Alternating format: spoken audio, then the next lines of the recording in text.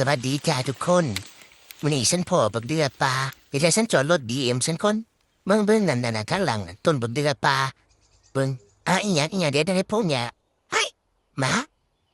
าทิ้งโจกหน่อยมันบ่เห็นสันน่ะมันเตือนสันเรื่องนี้น่ะมันเตือนสันสิมาเตือนสันเฮ็ดหยังล่ะตาฉันก็ดีมาทิ้งโจกหลายท่านนี่เบิ่งนี่บักเดือปลาหยังคือเป็นจังซี่เอ้าคือใครหำหมาแท้คือตัวละนั่นน้ำมะเล็ดแมวก็หลายนี่เส้นเอื่นน้ำมะเล็ดแมวแต่มันบ่แม่นมันต้นแบล็คเบอร์รี่ใต้หลายในข้างทางต้นแบล็คเบอร์รี่เด้น่ะแต่มันขึ้นน้ำมะเล็ดแมวเบิ่งน้ำมันล่ะ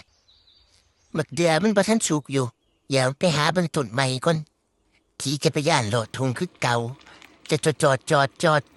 ดปี๊ดพอแล้วต้นบักเดือนี่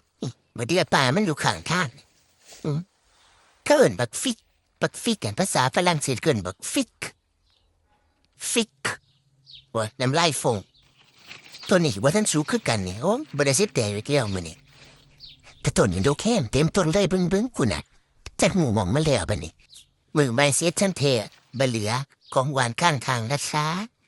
ของหวานจากธรรมชาติลุงโทษบอกพอกันคลิปหน้าเด้อจ้าบ๊ายบาย